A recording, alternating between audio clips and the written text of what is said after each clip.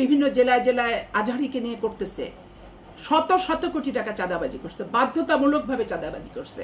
ধর্মকে জামাত ইসলাম ব্যবহার করছে রাজনৈতিক হাতিয়ার হিসেবে।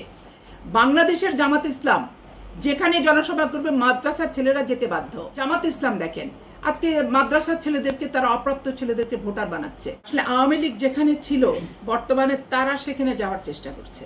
এদের তো মেশিনারিজ আছে, এদের যে একটা গাড়ি চালাতে গেলে যে গাড়ির স্টিয়ারিংটা, এই ছাত্রদের স্টিয়ারিংটা হচ্ছে অন্য জায়গায়।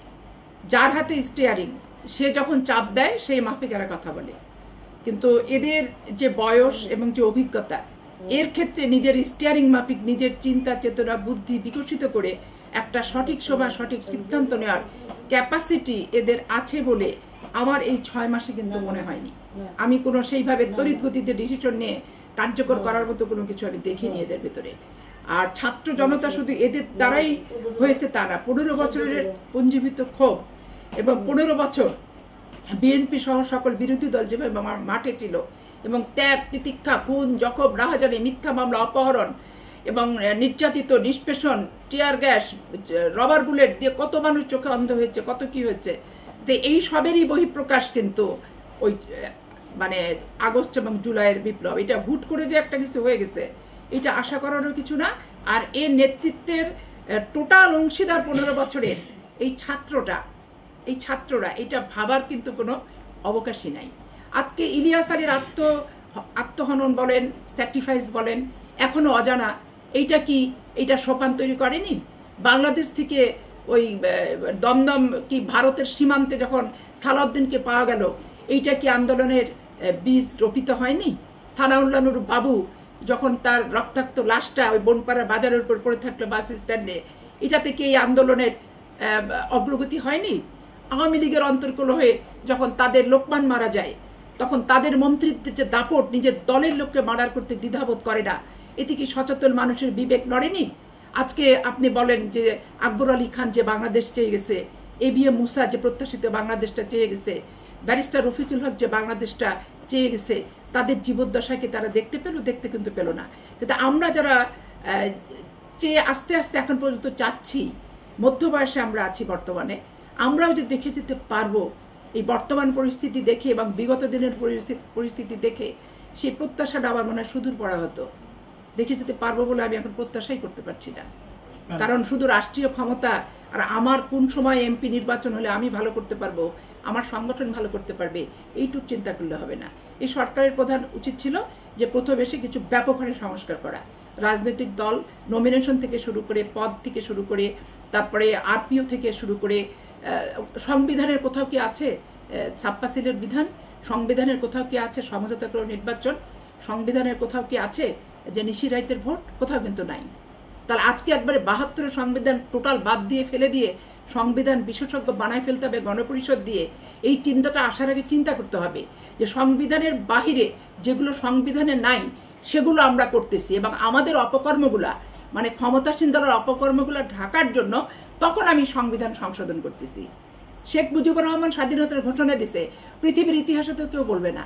কিন্তু এবার তারা 15 বছরের শাসন আমলে 7ই মার্চের ভাষণটাকে সংবিধানে উল্লেখ করছে স্বাধীনতার ঘোষণা হিসেবে। তো এখন এইটা তো ডাহা মিথ্যা কথা। এখন ক্ষমতায় থাকার পর এগুলোর পরিবর্তনগুলো করতে হবে এবং অদূর ভবিষ্যতে যেই জনগণের ম্যান্ডেট নিয়ে ক্ষমতায় আসুক, স্বৈরাচার যাতে হতে না পারে, নিজের মন মতো নির্বাচনী ব্যবস্থা যাতে তৈরি করতে না পারে, এগুলো সংস্কারের প্রয়োজন। আপনি নির্বাচন কমিশন সারা বাংলাদেশে কি করে? পোস্টার দেয়, শিডিউল একটা দেয়, কবে তফসিল, কবে হচ্ছে নমিনেশন, কবে বাছাই, কবে হচ্ছে উইথড্র, আর কয়টা পোস্টার মারতে পারবে, কয়টা হর্ন। এর বাইরে সারা বাংলাদেশের একেবারে স্বাধীনতার পর থেকে অদ্যাবধি ডিসি এসপি ইউনো ওসিরা নির্বাচন চালাচ্ছে। তাহলে এই নির্বাচন কমিশনের অর্থটা কি, প্রয়োজনটা কি? নির্বাচন কমিশন এমন ভাবে 3 মাসও সাজানো যায়, একবারে পরিপূর্ণ নির্বাচন কমিশন। এখানে ইন্টেনশন ডিজায়ারটা হচ্ছে আসলে আমি নিরপেক্ষ ভোট করার জন্য আমি শপথ নিছি, কিন্তু আমি আমার দল গঠন করব, দল কবে একটু সাবাল্য খাওয়া পর্যন্ত আমি টাইম নেব, আবার অন্যান্য দলের সাথে আমি এই সিট ওই সিট সেই সিট নিব, এগুলো দর কষাকষি করব। এইরকম করতে গেলে এখানে যে 15 বছর আন্দোলনের যে ভাবার্থ, যে মর্মার্থ, যে মর্ম কথাটা, সেটা কি কার্যকর হয় বলেন? কার্যকর কিন্তু হয়। এইটা একটা কমন কথা হয়ে গেছে আসলে আওয়ামী লীগ যেখানে ছিল বর্তমানে তারা সেখানে যাওয়ার চেষ্টা করছে। কথাটা যদি আমি বাস্তবসম্মতভাবে বলি, এটাই হচ্ছে বাস্তবতা। আওয়ামী লীগের সাথে বিএনপির পার্থক্য তো হচ্ছে বিএনপি সুশাসনের পক্ষে, আওয়ামী লীগ নিজের শাসনের পক্ষে। বিএনপি বহুদলীয় গণতন্ত্রের পক্ষে, ওরা বাকশালী কায়দায় দেশ শাসন করার পক্ষে। দেশের রাষ্ট্রীয় সম্পদ বিদেশে পাচার করার পক্ষে আওয়ামী লীগ। আর বিএনপি অন্ততপক্ষে আর যাই করুক, সাধারণ মানুষ খেয়ে পড়ে যাতে বাঁচতে পারে, দ্রব্যমূল্যটা নিয়ন্ত্রণে রাখার যে কোনো পদ্ধতিতেই চেষ্টা করে। এখন ওনারাই এই 15 বছরের স্বৈর শাসনকে উৎখাত করতে যে নিজেরাই স্বৈর শাসক হওয়ার মতো পরিস্থিতি তৈরি তারাই করছে, তারাই করবে। এখানে বিএনপির সাথে দোষারোপের কোনো কারণ নেই। দেখেন, বিএনপির অনেক জায়গায় চাঁদাবাজি করলো, এই করলো সেই করলো, এগুলো জামাত ইসলামও বলতেছে, তারাও বলতেছে। তো নতুন গঠনে নতুন সংগঠনের কয়েকজন ছিল তো চাঁদাবাজির দায়ে পোস্ট গেছে, এগুলো তো আমরা সামাজিক যোগাযোগ মাধ্যমে দেখতে পাচ্ছি। তো ওগুলো যদি মিথ্যা হতো তাহলে তারা প্রতিবাদ করতো। তারপরে এখানে আরেকটা জিনিস দেখেন, রাষ্ট্রীয় সংস্কারের ভিতরে মুক্তিযুদ্ধের চেতনা এটাকে অক্ষত রাখতে হবে, এইটা নিয়ে কোনো বিতর্ক কিন্তু চলবে না। জামাত ইসলাম দেখেন, আজকে মাদ্রাসার ছেলেদেরকে তারা অপ্রাপ্ত ছেলেদেরকে ভোটার বানাচ্ছে। তাহলে আজকে যে হালনাগাদ ভোটার তালিকা হচ্ছে, রাষ্ট্র এখানেই তো সংস্কারের দরকার আছে যে মাদ্রাসার ছেলেরা ভোটার অপ্রাপ্ত বয়স্ক হতে পারবে না, এটা একটা। দ্বিতীয়ত দেখেন, যে যখন ক্ষমতা থাকছে স্কুলের ছাত্রছাত্রীদের নিয়ে মিটিংয়ে নিয়ে যাচ্ছে। বাংলাদেশের জামাত ইসলাম যেখানে জনসভা করবে মাদ্রাসার ছেলেরা যেতে বাধ্য। তাহলে সরকারের তো এখানে সংস্কার করে আইন করা উচিত যে মাদ্রাসার ছেলেরা কোনো রাজনৈতিক সংগঠনে যেতে বাধ্য নয়।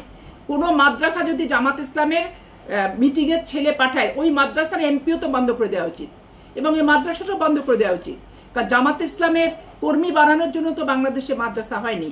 বাংলাদেশের ইসলামী মূল্যবোধ, ইসলামিক চেতনা 80% লোক মুসলিম, এবং সেই কারণেই আমাদের ইসলামী জীবন বিধান, ইসলামিক চিন্তা চেতনা, ইসলামিক ধারাবাহিকতা বুঝার শিক্ষার জন্যই কিন্তু মাদ্রাসা। কিন্তু জামাত ইসলামের প্রোডাক্ট, জামাত ইসলামের ভোটার, জামাত ইসলামের কর্মী, জামাত ইসলামের লোকবল বানানোর জন্য কিন্তু সরকার অনুদান দিয়ে মাদ্রাসা বানায় নাই। কিন্তু দেখবেন আপনি প্রত্যেকটা মিটিংয়ে তারা বাধ্য। তারপরে দেখেন, ধর্মকে জামাত ইসলাম ব্যবহার করছে রাজনৈতিক হাতিয়ার হিসেবে। তো ধর্মকে রাজনৈতিক হাতিয়ার হিসেবে ব্যবহারটা তো নিষিদ্ধ করা দরকার। এখানে তো সংস্কার প্রয়োজন আছে। কারণ আমি বিএনপি করি, আমি কি ধর্ম করি না? একজন অন্য পার্টি করে, সে কি ধর্ম করে না? ধর্ম কি জামাত ইসলামের ব্যক্তিগত সম্পত্তি? ইসলাম ধর্ম, ইসলাম ধর্ম তো ব্যক্তিগত সম্পত্তি না। তারা রাজনৈতিক প্রোগ্রাম দেখেন করে না, তারা ওয়াজ নসিহত তাফসির এগুলো করছে। তো ওয়াজ নসিহত তাফসির করে তখন এই বিএনপি এই করলো সেই করলো, চাঁদা তুললো। দেখেন তারা যে প্রোগ্রামগুলো বিভিন্ন জেলায় জেলায় আজহারিকে নিয়ে করতেছে, শত শত কোটি টাকা চাঁদাবাজি করছে, বাধ্যতামূলকভাবে চাঁদাবাজি করছে। সেদিন আমি একজনের উত্তর দেখলাম ইউটিউবে দিচ্ছে যে ছাত্র দলের সাধারণ সম্পাদক প্রশ্ন করছে যে ছাত্র শিবিরের আয়ের উৎস কি। তখন তারা বায়তুল মাল থেকে শুরু করে এটা ওটা অনেক কিছু বলতেছে। কিসের বায়তুল মাল আর কিসের শুভানুদ্দিরা আমাদের টাকা? তারা তো বাধ্যতামূলক প্রত্যেকটা বাড়িতে বাড়িতে যে চাঁদা দিছে, বাড়িতে বাড়িতে, শুধু ব্যবসা প্রতিষ্ঠান না, দোকানপাট। তারপরে ধরো আজারি সাহেব যে গেছে, মাইকে আজারি সাহেবের ঘোষণা হচ্ছে, চাঁপাইনবাবগঞ্জে বিশেষ করে 14 পার করে ঘোষণা দিচ্ছে যে ভলেন্টিয়ার্স ভাইদের হাতে ব্যাগ আছে, যার যা আছে দান করুন, দান করুন, দান করুন। তাহলে ভলেন্টিয়ার্সদের হাতে ব্যাগ আছে, তাদেরকে দান করুন। তারপরে ধরেন যে কার্ড দিতে যে ইয়ানতের পয়সা টাকা, মানে চাঁদাবাজি যে কিভাবে করে, ধর্মের নাম দিয়ে কি টাকা নেওয়াটা কি চাঁদাবাজি না? ডোর টু ডোর বাধ্যতামূলকভাবে টাকা চাওয়াটা কি চাঁদাবাজি না? তাফসিরের নাম করে অর্থ সংগ্রহ কি চাঁদাবাজি না? তো এগুলো তো সংস্কারের প্রয়োজন আছে। আজকে স্বৈর শাসনের সংস্কার যেমন দরকার আছে, নির্বাচন কমিশনের সংস্কারের যেমন দরকার আছে, বিচার ব্যবস্থার সংস্কার যেমন দরকার আছে, ধর্মকে রাজনৈতিক কাজে যে অপব্যবহার করছে, মাদ্রাসাকে যে ইউজ করছে, এইটারও কিন্তু সংস্কারের প্রয়োজন আছে। মানে ভাইয়ের প্রশ্ন আর কি, যে হাসিনা উইল কাম ব্যাক, অনেক জায়গায় দেখা যাচ্ছে যে সে আসতেছে খুব শিগগিরই, দ্যাট ইজ রিউমার, মানে আপনি কি মনে করেন? আমি আপাতত এটা অপপ্রচারই মনে করি। কারণ হাসিনার যদি বিন্দুমাত্র লজ্জা, শরম, বিবেক, চেতনা থাকে, ও বাংলাদেশের মাটিতে ইনশাল্লাহর কোনোদিন পা না দেওয়ারই কথা, প্রথমত। আর দ্বিতীয়ত 15ই আগস্ট ছিল শেখ মুজিবের পরিবারের ফিজিক্যাল ডেথ, আর এই আগস্ট অভ্যুত্থান শেখ হাসিনার একবারে রাজনৈতিক ডেথ হয়ে গেছে। তো নিজে রাজনৈতিক ডেথ করে যে পরিবেশই বাংলাদেশের হোক, হাসিনার আসার কোনো ওয়ে আছে বলে আমি মনে করি না। Thank you so much. অনেক কথা